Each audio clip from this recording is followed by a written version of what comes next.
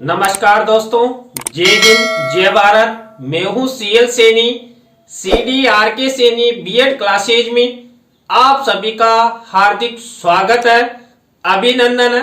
दोस्तों, हमारे इस चैनल की इस हेल्पलाइन नंबर पर आप द्वारा जो भी साइकोलॉजी के टॉपिक हमें सेंड किए जाते हैं, हम आपसे बातचीत करते हैं, तत्पश्चात उन्हें ऑनलाइन समझाने का प्रयास करते हैं।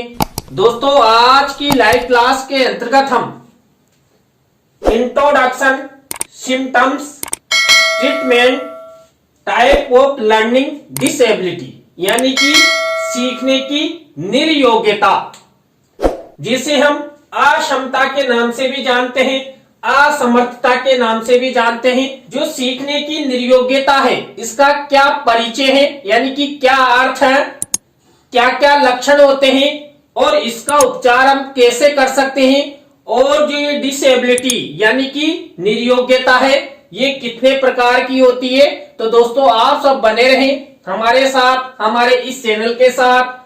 और दोस्तों, यदि आप हमारे इस चैनल पर पहली बार आए हैं तो हमारे इस चैनल को सब्सक्राइब करें और पास ही बने बेल आइकन के बटन को जरूर दबावें, जिससे हमारे द्वारा जब भी कोई न्यू लाइव क्लास चलाई जाती है या वीडियो अपलोड किया जाता है तो उनके नोटिफिकेशन आपको मिल सके और आप अच्छा अधिगम करते हुए परीक्षा की अच्छी तैयारी कर सको। लर्निंग डिसेबिलिटी के इतिहास ने अपना वर्तमान स्वरूप ग्रहण करने के लिए एक लंबा सफर तय किया है। सबसे पहले इसका प्रयोग 1963 में सैमुअल क्लिक ने किया था। आज इसे स्पेसिफिक लर्निंग डिसेबिलिटी के नाम से जाना जाता है, क्योंकि इसमें कोई एक विकार न होकर यह विकारों का समूह है। दोस्तों, यहां पर जो निर्योग्यता है, किसकी? सीखने की। डिसेबिलिटी है, ये एक विकार न होकर इसमें अनेक प्रकार के विकार हैं, यानी कि अनेक प्रकार की निर्योग्यताएं हैं, अक्षमताएं हैं। तो यहां पर जो बालक बालिका होते हैं, इन पर सबसे पहले 1963 में सैमुअल क्लिक ने यहां पर इस निर्योग्यता के बारे में अध्ययन किया और हमारे सामने इस तथ्य को रखा। लर्निंग डिसेबिलिटी किसी भी प्रकार का सुनने, देखने की प्रॉब्लम, मानसिक मंदता, ऑटिज्म, व्यवहार बल समस्या नहीं है, बल्कि सीखने की यह समस्या कई कारणों से होती है, जैसे आनुवांशिकी, पर्यावरणीय और जैविक। देखिए दोस्तों, जो सीखने की या अधिगम की जो निर्योग्यता है, अक्षमता है, असमर्थता है, ये यहां पर इसे जैविक माना गया, यानी बायोलॉजिकल माना गया है, इसको पर्यावरणीय माना गया है, आनुवांशिकी माना गया है। दोस्तों, आपकी प्रतियोगिता परीक्षाओं में इस निर्योग्यता से रिलेटेड 100% एक या दो प्रश्न आते हैं। तो दोस्तों, आपसे पूछा भी जा सकता है कि जो सीखने की निर्योग्यता, अक्षमता, असमर्थता है, इसका यहां पर सबसे पहला प्रयोग किसके द्वारा किया गया? तो यहां पर 1963 में सैमुअल क्लिक द्वारा। और दोस्तों, यहां पर इस निर्योग्यता के मुख्य कारण क्या क्या माने गए हैं? तो देखिए, यहां पर 3 मुख्य कारण माने गए हैं: आनुवांशिकी, पर्यावरणीय और जैविक। तो आपकी परीक्षाओं में इस तरह इनमें से कई प्रकार के प्रश्न आ सकते हैं और आते भी हैं, इसलिए आप इस टॉपिक को अच्छे से तैयार कर ले। इसलिए हमने आपके लिए टॉपिक ऑनलाइन समझाने का प्रयास किया है। लर्निंग डिसेबिलिटी, जिसका आसान मतलब है सीखने या समझने में दिक्कत आना। जब भी कोई बच्चा लिखने, पढ़ने, बोलने और समझने में दिक्कत का सामना कर रहा है, तो ये लर्निंग डिसेबिलिटी के संकेत हो सकते हैं। लर्निंग डिसेबिलिटी एक मेंटल डिसऑर्डर है जो अक्सर बच्चों में देखने को मिलते हैं। दोस्तों, कई बार क्या होता है, जो बालक बालिका होते हैं उन्हें लिखने में परेशानी होती है, पढ़ने में परेशानी होती है, बोलने में परेशानी होती है और किसी भी बात को समझने में दिक्कत होती है। तो यहां पर कुल मिलाकर जो सीखने का मार्ग है, इस सीखने के मार्ग में एक बाधा उत्पन्न होती है और जो सीखने के मार्ग में ये बाधा उत्पन्न होती है उसे ही हम क्या कहते हैं? अधिगम की निर्योग्यता, सीखने की निर्योग्यता, जिसे हम अक्षमता या असमर्थता के नाम से जानते हैं। और दोस्तों ये किसी भी बालक बालिका में हो सकती है। तो यहां पर ये लर्निंग डिसेबिलिटी है जो एक आनुवांशिकी पर्यावरणीय समस्या है। इस स्थिति की शुरुआत में बच्चे को बोलने में, लिखने में, पढ़ने में, सुनने में, शब्दों के उच्चारण में बहुत ज्यादा दिक्कत होती है। सीखने में उसका मन नहीं लगता है और वह चीजों से जी चुराने या उससे भागने की कोशिश करता है। दोस्तों जिन बालक बालिकाओं में ये सीखने की निर्योग्यता, लर्निंग डिसेबिलिटी होती है, ऐसे बालक सीखने से जी चुराते हैं। क्यों? क्योंकि उनमें इस प्रकार की योग्यता यानी कि क्षमता है ही नहीं कि बालक अधिगम करे। तो यहां पर अधिगम की असमर्थता मुख्य रूप से बालक बालिकाओं के साथ जुड़ी हुई होते हैं। तो वो किसी भी प्रकार का कोई अध्ययन से संबंधित लिखना है, पढ़ना है या सुनना है, उसमें उनको कई प्रकार की दिक्कतें आती है और वो धीरे धीरे अपने आप में उनसे दूरी बना लेते हैं, अर्थात जी चुराने लगते हैं। और हम सोचते हैं कि बालक में आलसी प्रवृत्ति का जन्म हो चुका है। नहीं, देखिए उसमें कई प्रकार की पर्यावरणीय, अनुवांशिकीय बीमारियां हैं, विकार है, जिसके कारण बालक में जो सीखने की निर्योग्यता है ये उत्पन्न हो रही है। इसीलिए यहां पर सैमुअल क्रिक ने इस बारे में प्रयोग किया और हमारे सामने ये तथ्य रखा कि बालकों में लर्निंग डिसेबिलिटी होती है। लर्निंग डिसेबिलिटी में कई तरह के लक्षण दिखाई दे सकते हैं। अगर आपको अपने बच्चों में नीचे बताए गए लक्षण दिखाई देते हैं तो ये लर्निंग डिसेबिलिटी के लक्षण हो सकते हैं। ऐसे में आपको सतर्क हो जाना चाहिए और जरूरी ट्रीटमेंट करा लेना चाहिए। नीचे जानिए कि अगर बच्चे को लर्निंग डिसेबिलिटी की समस्या होती है तो कौन कौन से लक्षण दिखाई देते हैं। यहाँ पर अब हम आपको जो लर्निंग डिसेबिलिटी है यानी कि सीखने की निर्योग्यता, अधिगम की निर्योग्यता, अक्षमता, असमर्थता, इसके मुख्य लक्षण क्या दिखाई देते हैं। तो यहाँ पर पहला लक्षण दिखाई देता है, इस समस्या के दौरान बच्चे को पढ़ते समय दिक्कत होने लगती है। यही नहीं, अगर बच्चा पढ़ने की कोशिश भी करता है तो वह बहुत ही धीमी गति से पढ़ पाता है। सामान्य बच्चों की तरह वो सामान्य तरीके से नहीं पढ़ पाता है। तो दोस्तों यहाँ पर लर्निंग डिसेबिलिटी से रिलेटेड जो बालक होते हैं उनमें पहला लक्षण दिखाई देता है कि वो पढ़ने में दिक्कत अनुभव करते हैं। दूसरा लक्षण दिखाई देता है, इस समस्या के दौरान बच्चे को लिखते समय बहुत दिक्कत होने लगती है। वो ठीक से लिख नहीं पाता है और लिखने में असमर्थ होता है। वो लिखने की कोशिश भी करे तो वो ठीक से लिख नहीं पाता है। तो ये दूसरे तरह का लक्षण लर्निंग डिसेबिलिटी में बालक बालिकाओं के अंतर्गत दिखाई देता है। ये लिखने से संबंधित लक्षण होता है।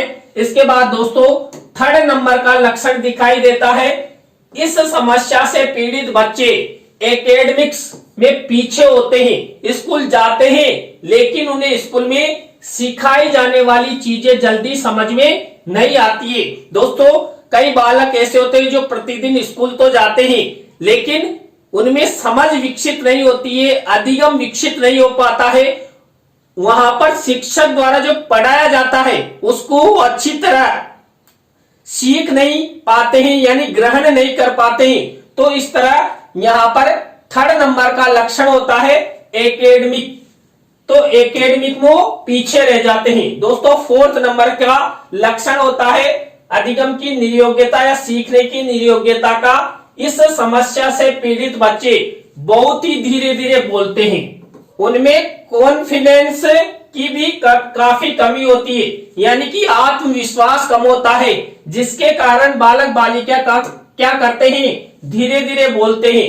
इसके बाद दोस्तों नेक्स्ट लर्निंग डिसेबिलिटी का लक्षण होता है, लर्निंग डिसेबिलिटी से पीड़ित बच्चे वर्णमाला को पहचानने में बहुत ज्यादा मुश्किल का सामना करते हैं। उन्हें अक्षर और अल्फाबेट्स ठीक से पहचान में नहीं आते हैं, क्योंकि यहां पर उनमें सीखने की निर्योग्यता अर्थात लर्निंग डिसेबिलिटी है, जिसके कारण वो वर्णमाला के जो भी अक्षर हैं, अल्फाबेट्स हैं, उनको वो पहचान नहीं कर पाते हैं। इसके बाद दोस्तों अधिगम की निर्योग्यता का नेक्स्ट लक्षण दिखाई देता है, इस समस्या से पीड़ित बच्चों को मैथ यानी कि गणित और पजल जैसी चीजों को समझने में काफी कठिनाई का सामना करना पड़ता है। दोस्तों यहाँ पर जो बालक होते हैं उनमें गणितीय समस्या के लक्षण दिखाई देते हैं। इसके बाद नेक्स्ट समस्या इस प्रकार के बालकों में दिखाई देती है, किसी बात को कैसे या किस ढंग से कहना, इसका आइडिया न लगा पाना। इस कारण कई बार वो अपनी बात को ठीक से नहीं कह पाते हैं। दोस्तों जो लर्निंग डिसेबिलिटी जिन बालक बालिकाओं में पाई जाती है, वो अपनी बात को जैसा कहना चाहते हैं वैसा वह कह नहीं पाते, तो उनमें ये लर्निंग डिसेबिलिटी अर्थात सीखने की निर्योग्यता पाई जाती है। इसके बाद लर्निंग डिसेबिलिटी से होने वाली बच्चों की प्रमुख समस्याएं देखिए। जो लर्निंग डिसेबिलिटी है उसका अर्थ मैंने आपको बता ही दिया कि जो लर्निंग डिसेबिलिटी है ये सीखने की निर्योग्यता के नाम से जानी जाती है, अधिगम की निर्योग्यता के नाम से जानी जाती है। आपकी परीक्षा में यहां पर सीखना शब्द आ जाए या अधिगम शब्द आ जाए या इधर निर्योग्यता शब्द आ जाए या अक्षमता शब्द आ जाए या असमर्थता शब्द आ जाए, सब एक ही बात है। आपको बिल्कुल कंफ्यूजन नहीं होना है, तभी जाकर आप इस प्रश्न को अच्छे से हल कर सकते हैं। और दोस्तों आप सबकी प्रतियोगिता परीक्षाओं के लिए तो यह टॉपिक अति महत्वपूर्ण है। जब भी साइको से रिलेटेड आपका जो प्रश्न पत्र होता है उसमें लर्निंग डिसेबिलिटी से रिलेटेड 1 या 2 प्रश्न 101% आ जाते हैं। जैसा कि हमने बताया कि लर्निंग डिसेबिलिटी में बच्चे को सीखने समझने में कठिनाई का सामना करना पड़ता है। इस दौरान बच्चे को जो कई प्रकार की समस्याएं होती है, उनमें कौन कौन सी समस्याएं होती है दोस्तों, यहाँ पर बच्चों से रिलेटेड 2 समस्याएं बताई गई है। पहला है ध्यान केंद्रित करने में परेशानी। इस समस्या से पीड़ित बच्चों को किसी भी चीज में ध्यान केंद्रित करने में काफी कठिनाई का सामना करना पड़ता है। बच्चे को जो कुछ सिखाया जाता है यानी कि लर्निंग कराया जाता है, वो उसमें चाहकर भी ध्यान केंद्रित नहीं कर पाता है। दोस्तों जिन बच्चों में ये लर्निंग डिसेबिलिटी पाई जाती है, ऐसे बच्चों का ध्यान केंद्रीयकरण नहीं हो पाता है। शिक्षक द्वारा जो पढ़ाया जाता है उस पर ध्यान नहीं जाता है, वो ध्यान केंद्रित नहीं कर पाते हैं, तो अच्छा अधिगम भी नहीं कर पाते। इसके बाद दूसरी समस्या होती है सामाजिक रूप से कई प्रकार की कठिनाइयां लर्निंग डिसेबिलिटी बच्चों में पाई जाती है। इस समस्या से पीड़ित बच्चों को सामाजिक रूप से खुद को एडजस्ट करने में दिक्कत का सामना करना पड़ सकता है। दोस्तों जो लर्निंग डिसेबिलिटी से रिलेटेड बच्चे होते हैं, ये अपने आप को समाज में या वातावरण में समायोजित नहीं कर पाते हैं। क्यों? क्योंकि उनमें डिसेबिलिटी होती है, निर्योग्यता होती है, और निर्योग्यता होने से वो अपने आप में ग्लानि महसूस करते हैं।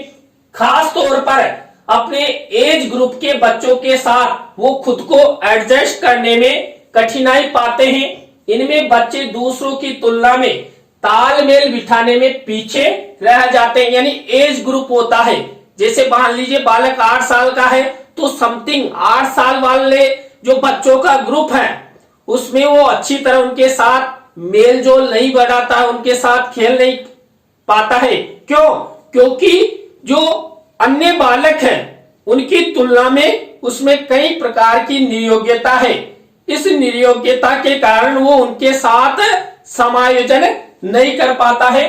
तो इस तरह लर्निंग डिसेबिलिटी से रिलेटेड बच्चों में 2 तरह की मुख्य रूप से समस्याएं पाई जाती है जो बालक को अपने आप को ग्लानि उत्पन्न करती है। अब दोस्तों हम आपको बताते हैं कि जो लर्निंग डिसेबिलिटी है उसका उपचार कैसे किया जा सकता है। तो यहाँ पर सीखने की नियोग्यता का उपचार हम निम्न प्रकार से कर सकते हैं। इस तरह के मानसिक विकार में आप अपने डॉक्टर से मदद ले सकते हैं, बच्चे के स्कूल टीचर से बात कर सकते हैं और बच्चे की स्थिति के बारे में जानकारी दे सकते हैं और उसकी प्रोग्रेस रिपोर्ट के हिसाब से उसका स्टडी मॉडल स्ट्रक्चर तैयार कर सकते हैं। दोस्तों यानी कि कुल मिलाकर हम डॉक्टर की सलाह ले या जो बालक के स्कूल के टीचर है उनसे मिलकर बालक के बारे में केस स्टडी तैयार की जाए कि बालक क्यों सीख नहीं पा रहा है, उसे क्या परेशानी है।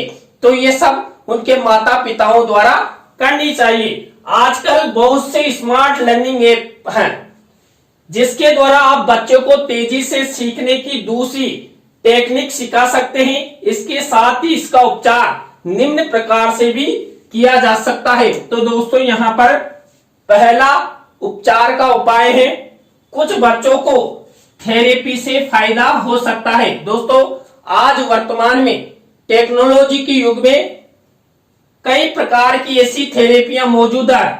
उन थेरेपियों को बच्चों पर लागू कर उनमें जो लर्निंग डिसेबिलिटी है उसको दूर किया जा सकता है। ऑक्यूपेशनल थेरेपी मोटर स्किल में सुधार करती है जिससे राइटिंग प्रॉब्लम्स को दूर करने में मदद मिलती है। दोस्तों यदि किसी बालक को लिखने में प्रॉब्लम्स है तो उसे ऑक्यूपेशनल थेरेपी मोटर देना चाहिए जिससे उसका लेखन कौशल अच्छा हो सके और जो लेखन कौशल संबंधी जो परेशानी है उसके बारे में वो दूर रह सके। इसके बाद वही स्पीच थेरेपी लैंग्वेज स्किल में सुधार कर सकती है। दोस्तों किसी बालक को बोलने में दिक्कत आती है तो यहाँ पर स्पीच थेरेपी का सहारा लेना होता है जिससे बालक में बोलने संबंधी डिसेबिलिटी को दूर किया जा सकता है। बच्चे के अवसाद या गंभीर चिंता को मैनेज करने के लिए डॉक्टर दवा की सिफारिश कर सकता है। दोस्तों मान लीजिए जो लर्निंग डिसेबिलिटीज बच्चे हैं उनमें आवश्यकता अनुसार यदि दवा की भी आवश्यकता है तो डॉक्टर से सलाह लेकर उनके जो गंभीर तरह की कोई बीमारी है, मान लीजिए मस्तिष्क में किसी तरह का विकार है तो उसको दूर किया जा सकता है। इसके बाद 5वें नंबर का उपाय है attention deficit hyper activity disorder के लिए दवाएं बच्चों की स्कूल में ध्यान केंद्रित करने की क्षमता में सुधार कर सकती है। यानी कि जिन बच्चों का कक्ष में शिक्षण के दौरान शिक्षक द्वारा जो पढ़ाया जाता है उस पर ध्यान नहीं रहता, ऐसे बच्चों को यहाँ पर ध्यान केंद्रीकरण की दवाएं देकर भी लर्निंग डिसेबिलिटी को दूर किया जा सकता है। वैकल्पिक उपचारों की प्रभावशीलता को निर्धारित करने के लिए और अधिक शोध की आवश्यकता है, जैसे कि आहार परिवर्तन, विटामिन का उपयोग, आंखों का व्यायाम, न्यूरोफीडबैक और तकनीकी उपकरणों का उपयोग करके भी हम लर्निंग डिसेबिलिटी को दूर कर सकते हैं। दोस्तों कई बार क्या होता है कि खान पान परिवर्तन के कारण भी बालकों में इस तरह की लर्निंग डिसेबिलिटी आ जाती है। कई बार उनकी आंखों में प्रॉब्लम होती है जिसके कारण भी वो अच्छा सीख नहीं पाते और उनमें कई प्रकार की डिसेबिलिटी यानी निर्योग्यताओं का जन्म हो जाता है। तो इस तरह यहाँ पर हम बच्चों को इस तरह उपाय प्रदान कर उनकी जो निर्योग्यता है उसको दूर कर सकते हैं। ये एक ऐसी बीमारी है जिसमें इलाज के साथ साथ प्यार और समर्पण की जरूरत होती है। हमें उसकी मनोदशा पर गंभीरता से विचार करना होगा और उसकी हर गतिविधियों पर ध्यान देना होगा। मान लीजिए दोस्तों, जो लर्निंग डिसेबिलिटी से रिलेटेड बच्चे हैं उनके माता पिता को उन बच्चों के साथ प्रेम से रहना चाहिए और उनकी इन समस्याओं को दूर करने हेतु समर्पण की भावना दिखानी चाहिए। तो ऐसे बच्चों में जो लर्निंग डिसेबिलिटी से रिलेटेड जो विकार है उनको दूर किया जा सकता है। तो यहाँ पर बच्चों की जो मनोदशा है उसको गंभीरता से भी लेना चाहिए। ये नहीं कि चल रहा है कोई दिक्कत नहीं, घर में बच्चे के साथ दोस्ताना माहौल रखे यानी कि फ्रेंडशिप रखे, क्योंकि तभी बच्चा अपने मन में चल रही समस्याओं को बोल पाएगा। इस समस्या को ठीक करने के लिए व्यक्तिगत ही नहीं सामाजिक प्रयास की भी जरूरत होती है। दोस्तों कई बार कई बच्चे अपनी बातों को अपने माता पिता से कह नहीं पाते लेकिन अपने फ्रेंडों को दोस्तों को कह देते हैं। तो यहाँ पर सामाजिक सहयोग भी लर्निंग डिसेबिलिटी को दूर करने में महत्वपूर्ण भूमिका निभाता है।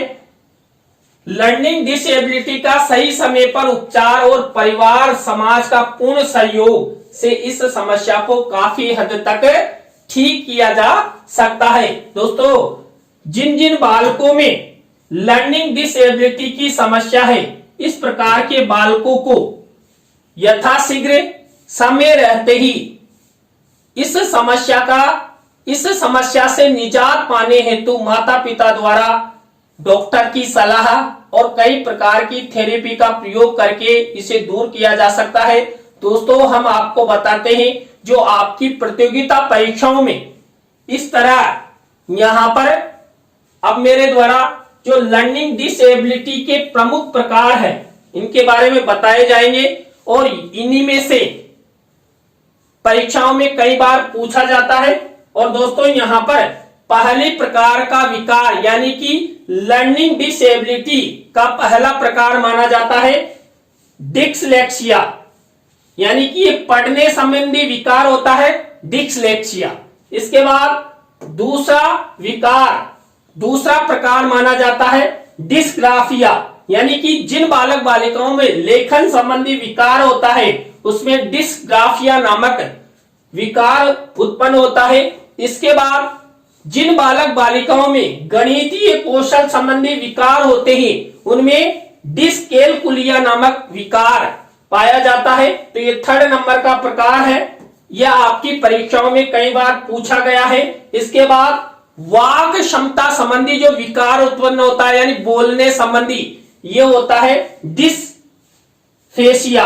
डिस्पेसिया जो ये वाक संबंधी प्रॉब्लम्स संबंधी होता है। इसके बाद डिस्पेक्सिया यानी कि लेखन एवं चित्रांकन संबंधी विकार होता है।